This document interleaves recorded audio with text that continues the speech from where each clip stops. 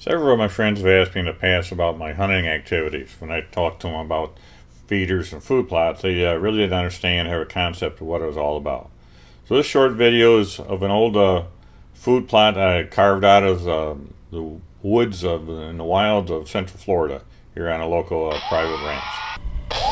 So we take off from a levee, and I'm about 1,700 feet to 2,000 feet away from the food plot site, and I needed a level area to take off from.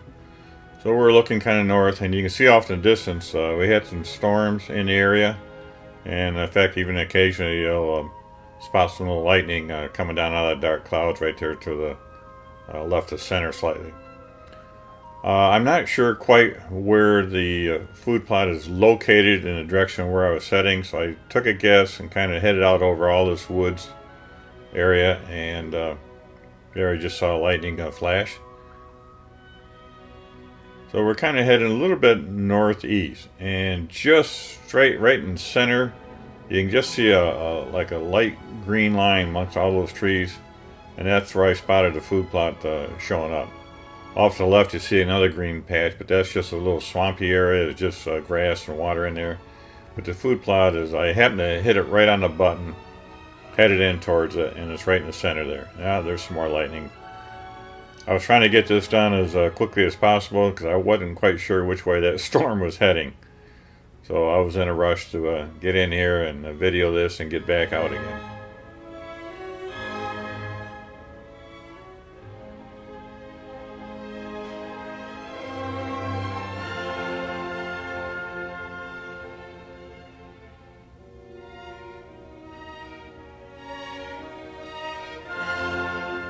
Now we're starting to get in fairly close to the food plot. The food plot actually, in the section you're looking at right now, is about 200 yards wide and about 50 yards across. And that's about 2.5 acres. Then there's another section we're turning and heading over towards, which is 200 yards long by about 10 yards wide. So that's another half an acre. And then there's some along that left fence line, that left straight line up.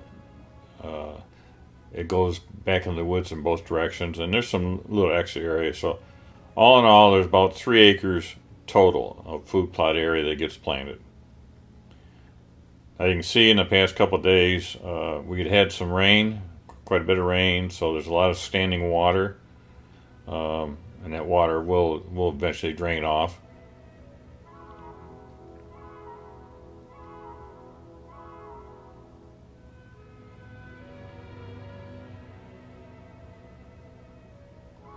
Right now, with all that water you see standing there, you'd probably think that the only thing we could plant would be rice, but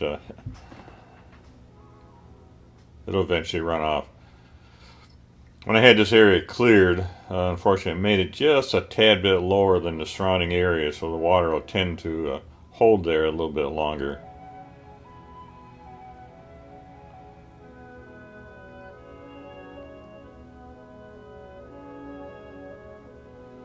Now as you swing around, you can see the length of this little long 200-yard lane, kind of a dog leg to the main food plot. And right at the very top, at the very end of it, we have a ladder stand on a big oak tree on the other side of that line. And that upper edge of that food plot, actually there's a barbed wire fence there. And that happens to be the county line between Osceola County and Orange County. So right now we're in Osceola County with the other side, that little drainage ditch, and that fence line would be Orange County. And the food plot had just been bush hogged, and that's why you see kind of all those streaky lines, and that's the tractor prints, about a week earlier. And then it rained afterwards, so the water is just standing there. And coming up right in amongst those trees, you can see the roof of the large box pine we had set in there. The box pine itself is 4 by 8 feet in size. It's probably about a good 10 feet in the air, but the roof is another 6-7 feet up, and it's got a 2-foot overhang all the way around it. So actually the roof that you're looking at is 8 by 12. Now off to the left looks like a little road going around it, and that was cut in as a fire break in case lightning hit the woods in back of it. It hopefully might protect getting the box pines from being burned up in a fire or something.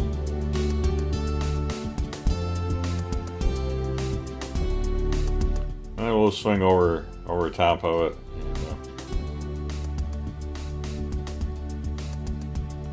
You'll notice like a little bridge goes across that drainage ditch we had cut in. That was to try and keep some of the water drain off the food plot. And then you'll see kind of two little trails where you can kind of drive a four-wheeler in, do a loop, and you know, take any tools in when you want to work on stuff. And it comes back out and kind of splits again. And right to the left, unfortunately, there's a big pine tree in the way, is that clearing where there, now you can see it better, where we would park if the wind was coming out of the south. And then we're right back looking at the road that goes back into the food plot itself. And directly across, kind of center left, it's very difficult to see, but there's another ladder stand on one of the big pine trees there. You can see it looks like a little creek, but it's a path that goes back to it. Then the path that goes straight ahead, where you see this other water standing, there's another Protune feeder. You can just kind of see the light colored spot to the right of where that water is standing. And that would be for putting Protune pellets in it, where the deer would have a free choice to browse on it. Then coming out of that area, you can see a little path right in the center and another one off to the right, and they kind of meander all back through the flat area there and gets back into a creek bottom. So my batteries are getting low. The controller's telling me that I need to return to put her back on the ground. So we head kind of west again, and you got another good look at the Taylor Creek Reservoir.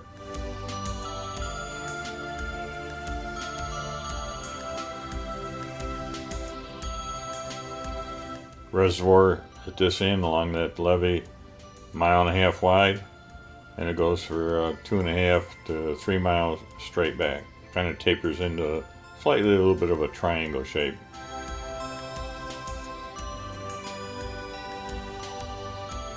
Along that levee, right at the very edge, just going out of sight, and we'll rotate around, is the dam or the spillway where they can adjust the water height in the reservoir itself. And right now they are doing work on it, refurbishing it, so there's a lot of bare dirt around it and construction going on.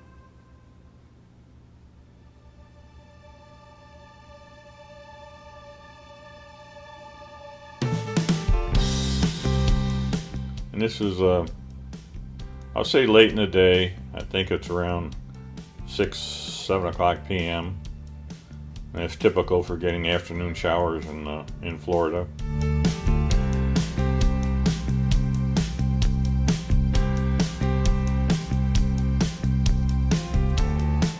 Little battery's running low. Controller says put this thing on the ground, so we will look for a place to land this. Now that, unfortunately, the top of that levee is not truly flat, just got a slight slope to it. So I have to kind of look around where there's some bare spots where they had been trapping gopher turtles. Gopher turtles dig holes in the levee and make a mess of it. So I found a bare spot which was somewhat level that I could land on.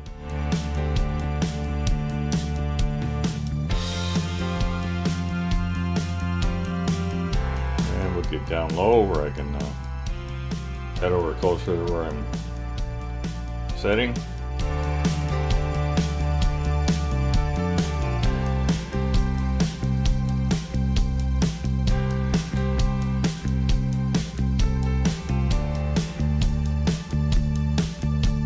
Walk over and put it on the ground. Well, if you watched this video first and enjoyed it, I have another video. Actually, I recorded the following day where I went around my feeder, wild game feeder site. So if you like this one, you can go look for the other one.